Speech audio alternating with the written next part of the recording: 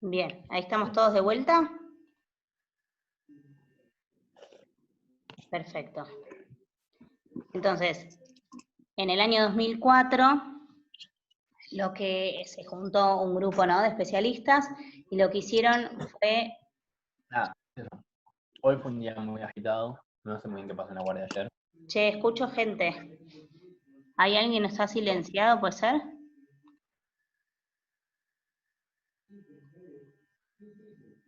Uy, uy. Traten de silenciar sus micrófonos. Ahí va. Bueno, se juntaron, hicieron esta clasificación que sirve como clasificación, también se utiliza como definición de injuria renal o de daño renal agudo, y al mismo tiempo hace pronóstico. Un poco esto, digamos, internacionalmente se habla y se usa para establecer, por ejemplo, duración de hospitalización, consecuencias, digamos, qué pacientes van a evolucionar al daño renal. Y en niños también habla de la evolución de los pacientes, y lo que en realidad más sirvió fue para que unifiquemos, digamos, entre todos los que hablamos, cuando hablamos de injuria renal, de qué estamos hablando. En el 2004 apareció esta clasificación RIFLE. Si ustedes leen ahí, RIFLE en realidad es una sigla en inglés que implica riesgo, lesión, ¿no? Esa fui yo. Está riesgo, lesión, falla, digamos, y después otras dos últimas etapas, que es la pérdida de la función renal y el fallo renal terminal. En el 2004, cuando salieron las guías RIFLE, lo que hablaban, dividían la injuria renal en 3 etapas. La primera etapa, que era la de riesgo, vieron que ahí tiene una R. La segunda etapa era la I, de lesión, y la tercera etapa, o el tercer estadio, era la falla. Los dos parámetros que toman estas clasificaciones tienen que ver con el aumento de la creatinina.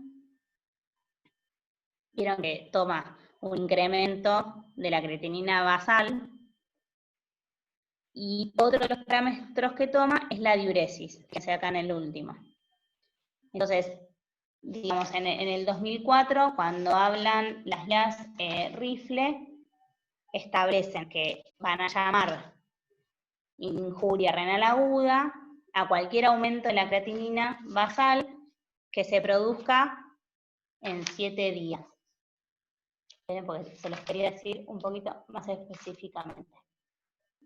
Y lo mismo con la disminución de la diuresis. Pero había otros grupos que no estaban tan de acuerdo con esto, porque en realidad se vio que el aumento de la creatinina en las primeras 48 horas era como un indicador pronóstico de mala evolución. Entonces, en realidad, otro grupo, en el 2007, elaboró esta clasificación que es AKIN, que todos son las siglas de, esto es Acute Kidney Injury, no sé qué, Network, y en realidad cambiaron un criterio, y las guías AKIN lo que dicen es que consideran injuria renal aguda a un aumento de más de 0,3 miligramos decilitro en 48 horas, o una disminución de la diuresis de 0,5 mililitros kilo hora, por lo menos en las últimas 6 horas. Este es el primer estadio, ¿no? Pero después, si ustedes se fijan, en el segundo estadio, que esto va en gravedad, digamos, el primer estadio sería una primera instancia y empeora la condición del paciente según los estadios. Esto después lo revisaron otro grupo en el 2012 y un poco unificó estos criterios. Entre la RIFLE y la SAKIN, la diferencia es que la RIFLE habla de riesgo, lesión y falla. La SAKIN y estas CADIO hablan de estadio 1, 2 y 3, por eso están los numeritos y las letras. Pero más o menos decían lo mismo. Era un aumento de la creatinina de 0,3 en 48 horas, o un aumento de la creatinina basal más de un 50%, que esto está acá, en 7 días. Tomaba respecto a la creatinina esos 2 aumentos. Respecto a la diuresis, mantenía el volumen menor a 0,5 en 6 horas para un primer estadio, en 12 horas para un segundo estadio, y ya después en un estadio cambiaba. Pero ¿qué pasa? Para nosotros en pediatría no es tan útil, porque estas primeras clasificaciones se hicieron en adultos.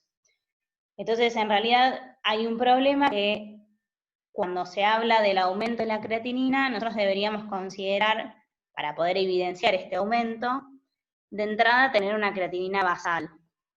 Si ustedes recuerdan, la creatinina dependía un poco de la masa muscular y de la edad, digamos, no hay un único valor de creatinina, entonces esto en pediatría era un poquito más difícil.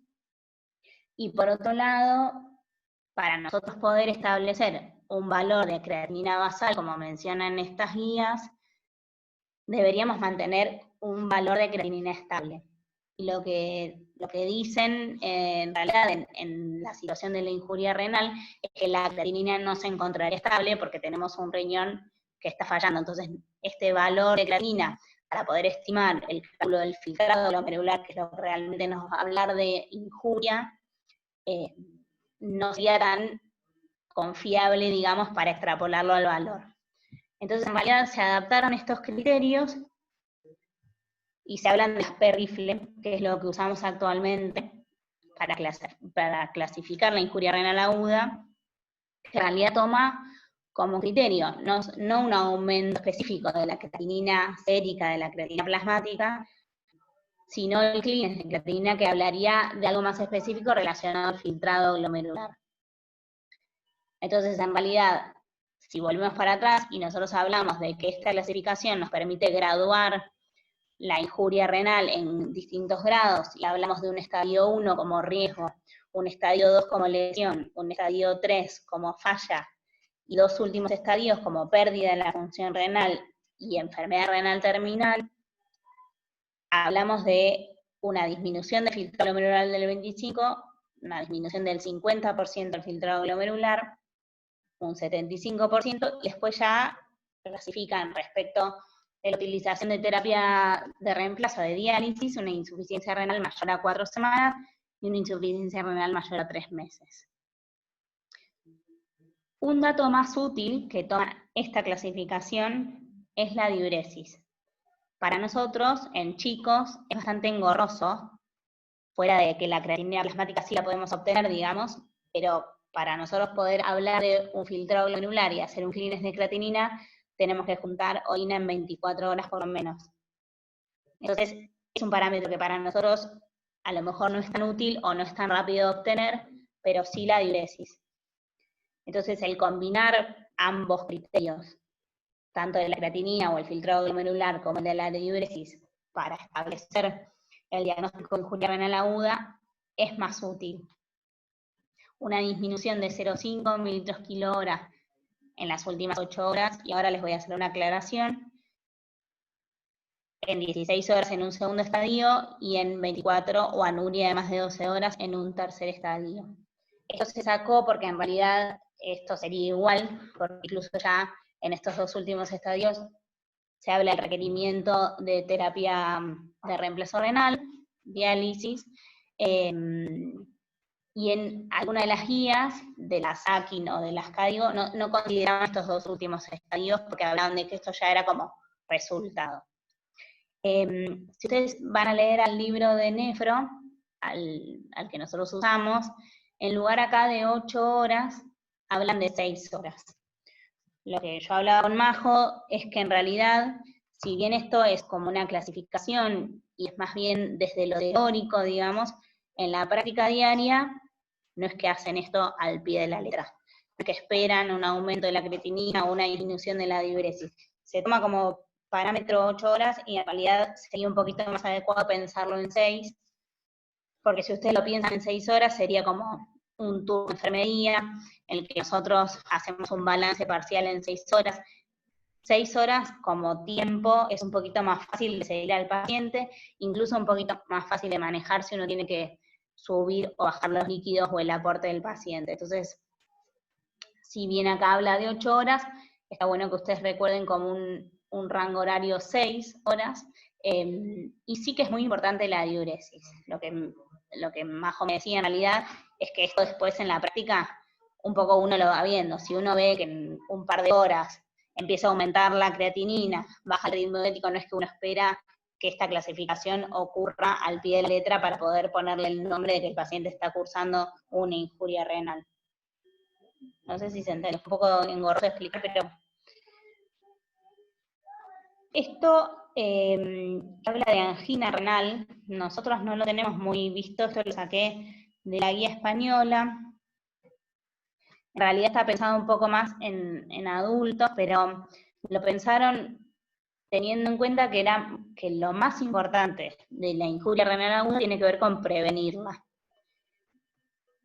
Y lo pensaron en pacientes hospitalizados, teniendo en cuenta esto que decíamos que un 10% de los pacientes pueden presentar algún tipo de daño renal. Entonces, un médico, ahora no me acuerdo el nombre, desarrolló este score.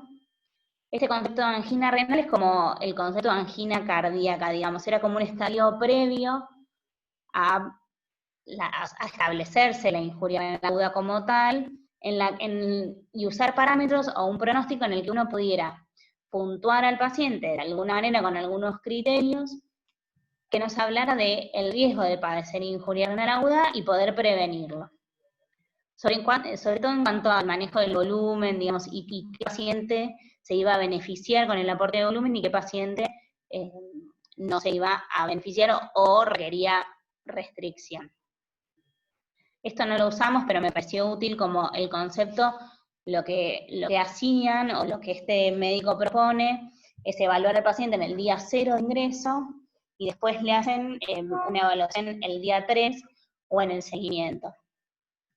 Entonces, fíjense que el ingreso a terapia le otorga un punto, un paciente que haya recibido un trasplante le hace 3 puntos, pacientes en ABM con inotrópicos ya tienen 5 puntos. Entonces, esto era útil al momento de pensar si mi paciente, estando internado, ya de entrada por la situación clínica, independientemente de si yo ya pesquisé o no algo renal, digamos, solo por el motivo de la internación ya tenía factores de riesgo o cierto grado de riesgo para presentar una injuria renal. Bien, nada, esto no es muy útil, pero sí a mí me pareció que nos sirve a nosotros, digamos, para cualquier paciente internado y a mayor gravedad del paciente, más necesitamos pensarlo, vamos a tener que estar prestando atención. Y claramente pacientes en terapia, más todavía. Perdón, pero me atoré. Bien. Este cuadrito es para el de nefrótico, de hecho usé el mismo, pero me pareció interesante de vuelta pensar como en un esquema parecido. Cuando nosotros hablamos de la injuria renal aguda, tenemos que pensar cuáles pueden ser las causas.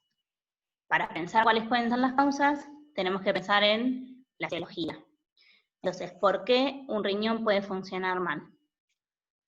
Y habíamos dicho, o porque no le llega el suficiente aporte, y entonces ahí lo mencionamos como una injuria renal aguda de causa prerrenal.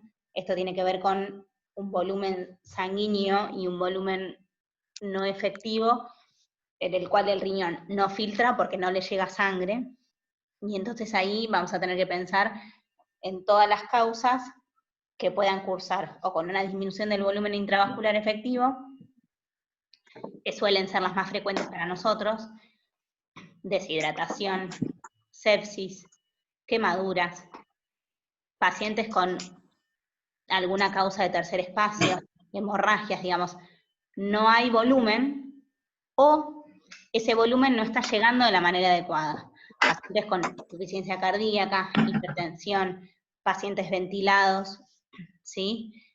Causas, muchas. La causa prerrenal, para nosotros en pediatría sobre todo, es la más frecuente. Si ustedes piensan cuántos pacientes sépticos vemos respecto de cuántos pacientes con una pielonefritis o con una glomerulonefritis, gana sepsis a la cabeza. Bien, entonces, cuando tenga que ver con el aporte, con un flujo sanguíneo adecuado para que este riñón pueda filtrar lo suficiente para mantener su función y para mantener sus características, estamos hablando de una injuria renal prerrenal. Cuando el daño sea intrínseco, digamos, del parénquima renal, del tejido renal en sí mismo, que en realidad puede ser o consecuencia de la prerrenal que no fue tratada adecuadamente, o puede ser porque el paciente tenga una enfermedad renal propia, vamos a estar hablando de la injuria renal intrínseco-renal o parenquimatosa. El patrón, digamos, más frecuente o más común de la causa renal o de la injuria de la ira renal es la necrosis tubular aguda, que puede estar causada por hipoxia isquemia, y en realidad, en este caso, la necrosis tubular podría llegar a ser incluso una mala evolución de la prerrenal, o puede ser tóxica. Causas, millones. Fármacos, todos los que ustedes conocen que son nefrotóxicos. Pueden haber toxinas endógenas, puede haber mioglobinuria, hemoglobinuria, todas sustancias de producción endógena que puedan dañar el riñón y provocarle algún tipo de necrosis, y cuando hablamos de la necrosis tubular estamos pensando fundamentalmente en compromiso de la parte tubular del riñón, para poder después compararla con otros tipos de presentaciones. Glomerular, si tiene afectada el riñón, su parte glomerular, como hablábamos en las características de las glomerulonefritis, también pueden ser causa de insuficiencia o de injuria renal aguda de tipo renal. Lo mismo si se afectan los vasos, y acá es muy importante porque nuestra causa más frecuente, en realidad, de injuria renal aguda de tipo intrínseca es el YU, ¿sí? Y en realidad lo que está comprometido es la vasculatura, la microvasculatura renal. Y lo mismo puede ocurrir si hay compromiso intersticial, que puede estar provocado tanto por toxicidad de fármacos, como por ejemplo pielonefritis. Y ahí es donde uno, cuando piensa en ITU y piensa en infección urinaria alta, le da tanta relevancia y es tan importante después el seguimiento, porque sí puede causar injuria renal.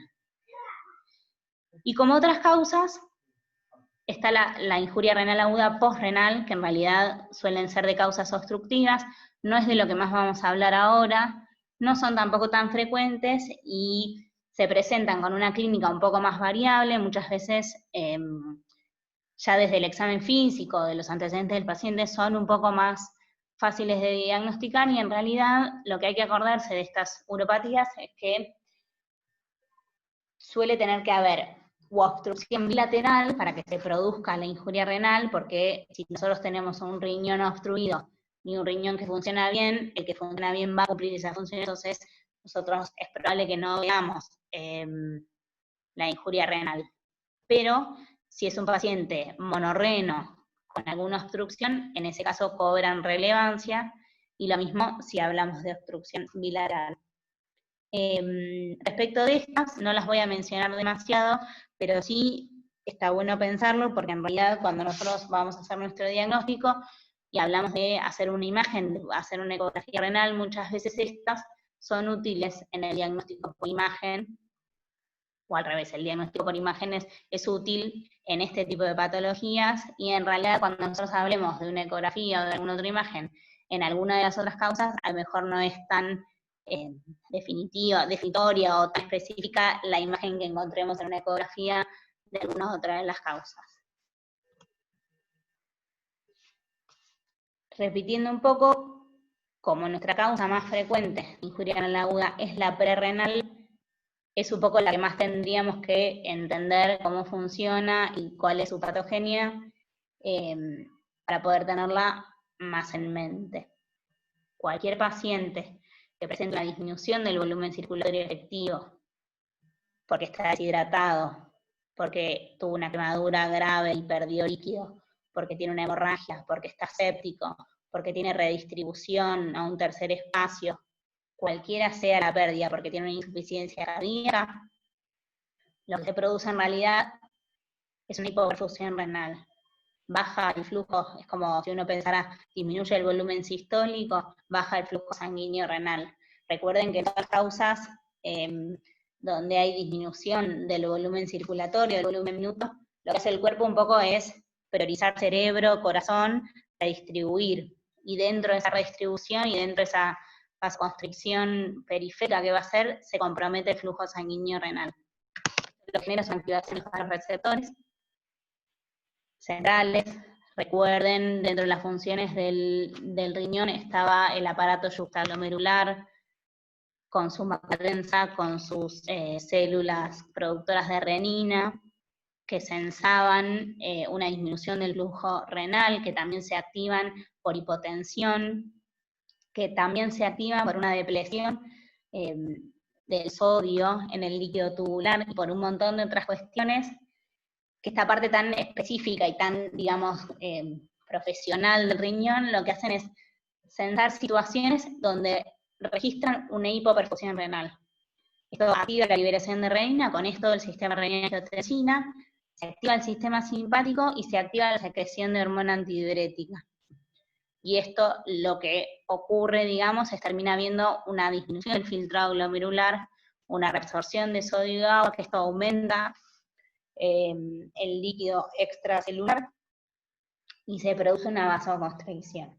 Todo esto conlleva a los signos y síntomas que nosotros vemos cuando hacemos un diagnóstico. Acuérdense que nosotros hablamos que la injuria renal la íbamos a diagnosticar o por aumento de la creatinina, y esto tenía que ver con una disminución de filtrado glomerular, o con una disminución de la diuresis que también se produce por todo esto.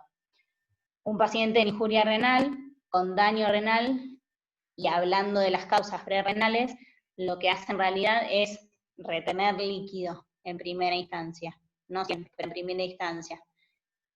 Y esto, al igual que cuando hablamos de la disminución del filtrado en el caso del nefrítico y en otras tantas causas, lo que genera es edema, hipertensión. Entonces pensemos en un paciente que puede estar solo con un aumento leve de la creatinina, o un paciente que puede estar comprometido por un exceso de líquido y exceso de volumen. Y otra vez a esto también va a apuntar el tratamiento. Repitiendo un poco la clínica de injuria renal, las dos cosas que nosotros más vamos a tener en cuenta van a ser la oliguria y el aumento de la urea y de la creatinina. Son las dos cosas que nosotros tenemos que monitorizar, buscar, pensar, seguramente puedan ser motivo de consulta, no la urea y la creatinina porque a lo mejor es un hallazgo de laboratorio, pero sí una mamá que consulta porque su hijo hace menos pis. Eso como en una primera instancia. Lo que hay que tener también en cuenta, sobre todo la creatinina, es que a veces puede o subestimar o sobreestimar el daño renal, y en realidad tiene que ver con que desde que desde que aparece la injuria renal ya hay disminución del filtrado, pero pueden tardar entre 24 y 36 horas en aumentar esos valores de creatinina. Entonces, si nosotros vemos en un laboratorio un aumento de la creatinina, pensar que a lo mejor ese paciente ya presenta la injuria renal, por lo menos en las últimas 24 horas. Y a lo mejor ahí es un poco más confiable el parámetro de la diuresis, porque a lo mejor sí es más fácil de contabilizar y de establecer, digamos, un paciente que disminuyó su riesgo diurético en estas últimas horas.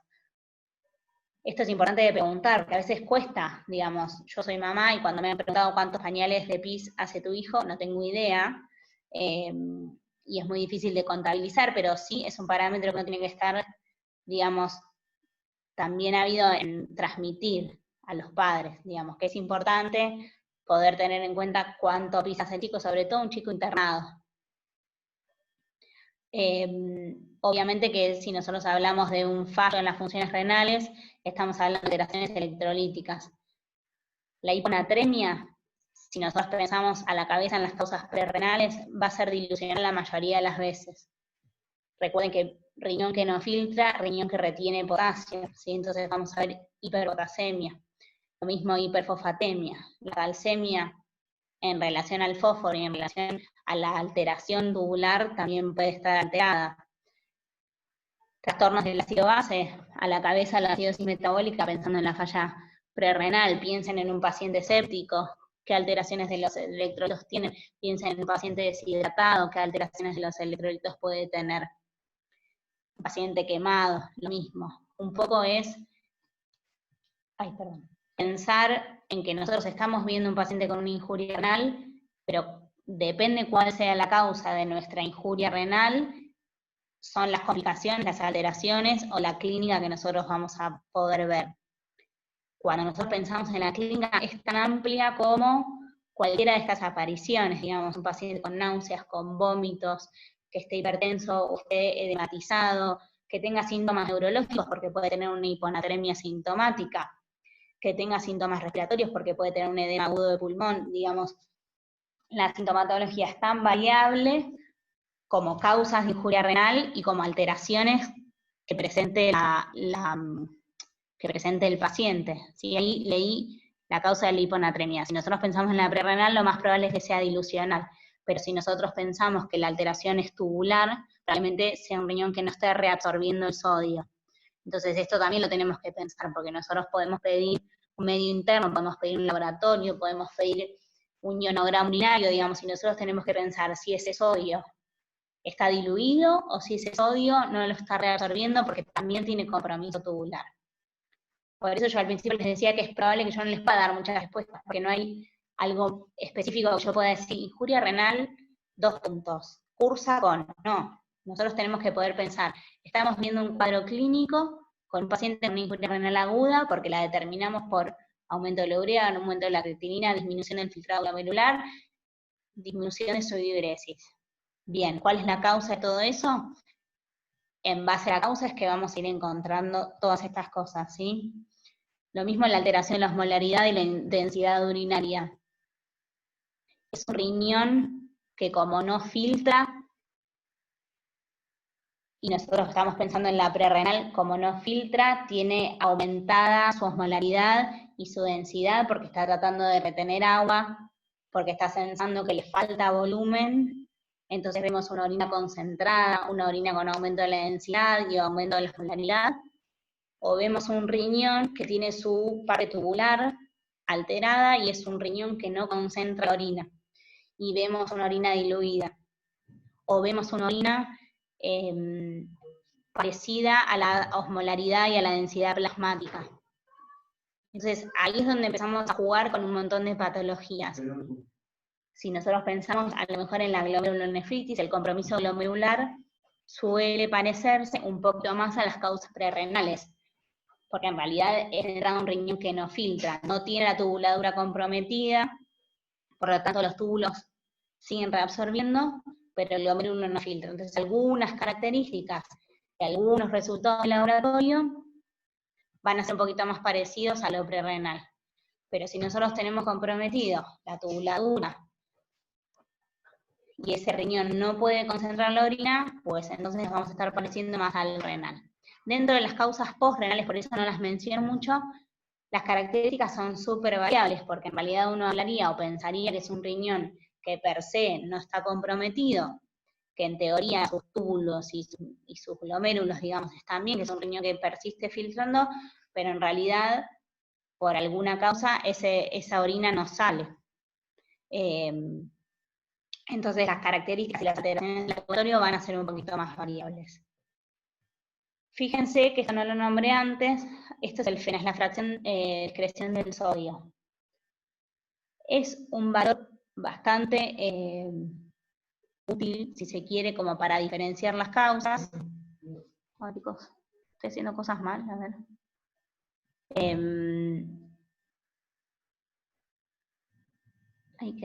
Para diferenciar las causas, y en las patologías prerrenales, la fracción de excreción del sodio va a ser disminuida por esto mismo, porque tenemos un flujo que no llega, un riñón que no filtra, pero túbulos que reabsorben. Entonces el sodio excretado va a ser bajo.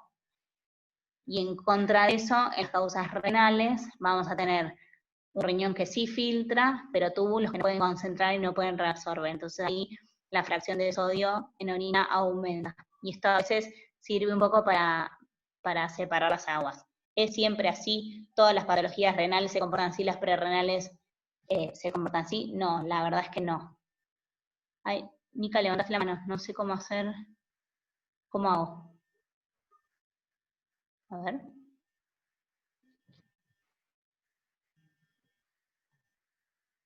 ¿Cómo se hace? A ver. Ah, perdón. No sabía cómo hacerte para hablar. Bueno, si alguien quiere hablar, me avisan. Pero bueno, esto es bastante complejo porque en realidad no hay una única presentación, pero sí es útil siempre pensar esto. ¿Qué le está pasando a este riñón? ¿Cuál es la parte que está alterada? ¿Qué es lo que yo tengo que encontrar en el examen físico, en los laboratorios? ¿Cuáles son los síntomas y las situaciones que va a tener este paciente? En el sedimento lo mismo. En la prerrenal no filtra. ¿Puede ser normal? Sí. ¿Puede haber cilindros hialinos? Sí.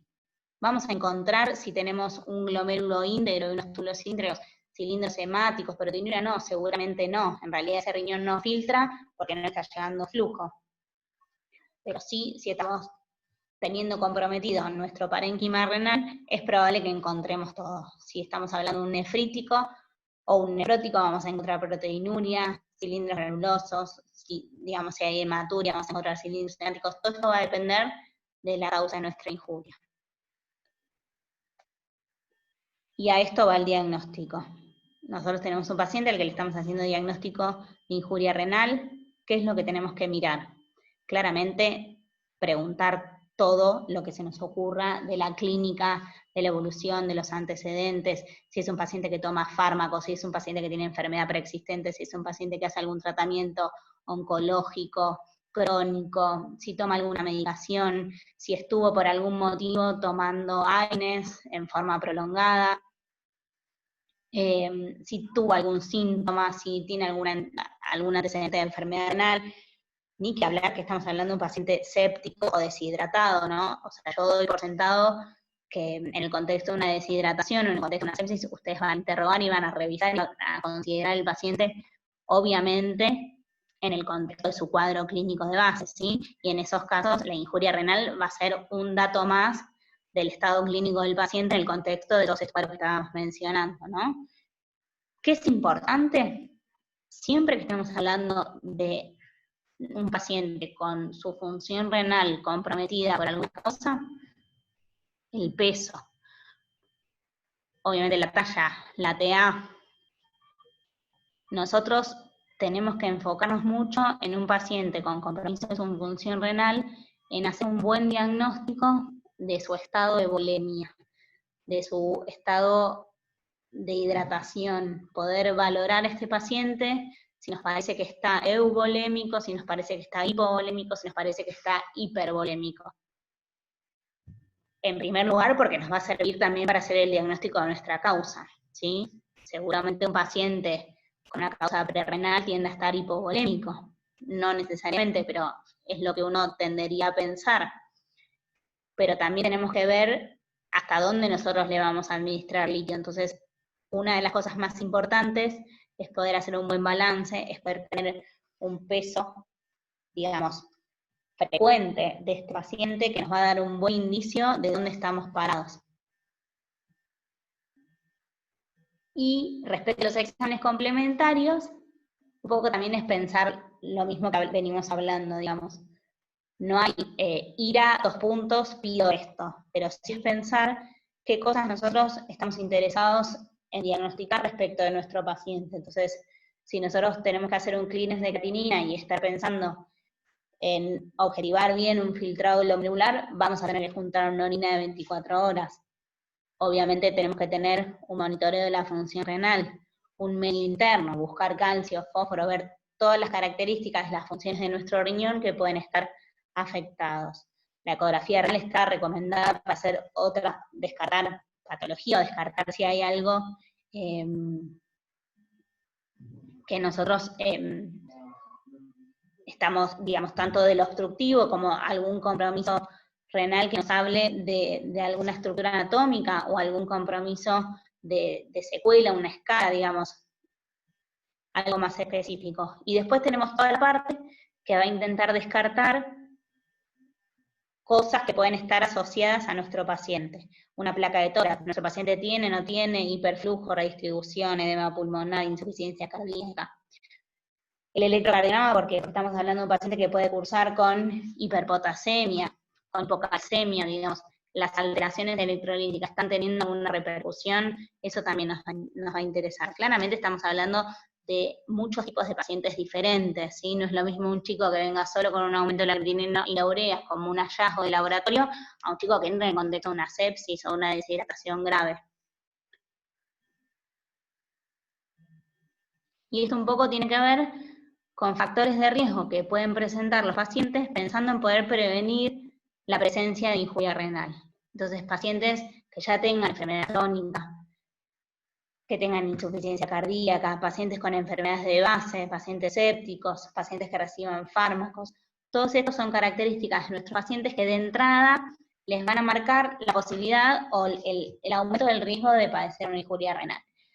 Obviamente no es lo mismo un chico sano previamente que hace un cuadro que puede ser reversible como una deshidratación por una diarrea, que a lo mejor cursa con un aumento transitorio de la urea y de la creatinina, a un paciente que de entrada sea un nefrítico, un nefrótico, un paciente monorreno o alguna otra acción que frente a una causa aguda o a una intercurrencia tenga mayor riesgo de una injuria renal aguda.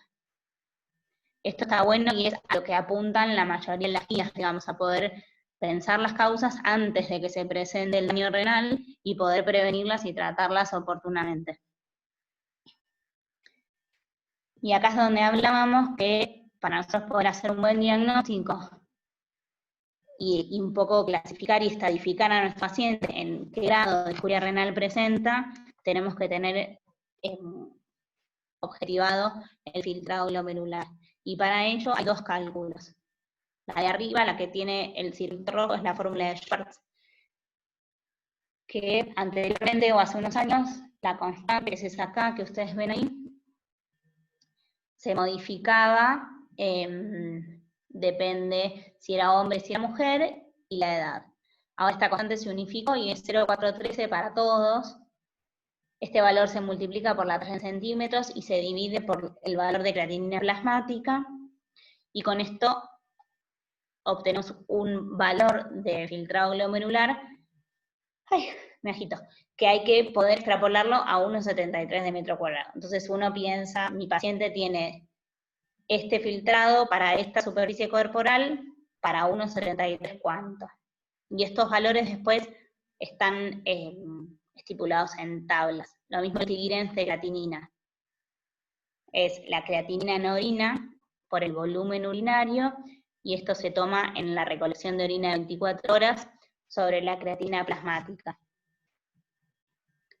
Esto no es, digamos, muy práctico, si se quiere, pero sí es útil, sobre todo porque nosotros calculamos muchas veces el filtrado glomerular para ajustar medicaciones, para ajustar dosis. Es importante tenerlo a mano, sobre todo el cálculo del filtrado glomerular. Esperen un segundo, porque se va a cortar de vuelta. A ver. Es verdad, sí, lo dije mal. La fórmula de Schwartz es directa, la que se extrapola es la de la creatinina, la del T-Guidance de creatinina. Esperen un segundo que quiero ver si se va a cortar esto.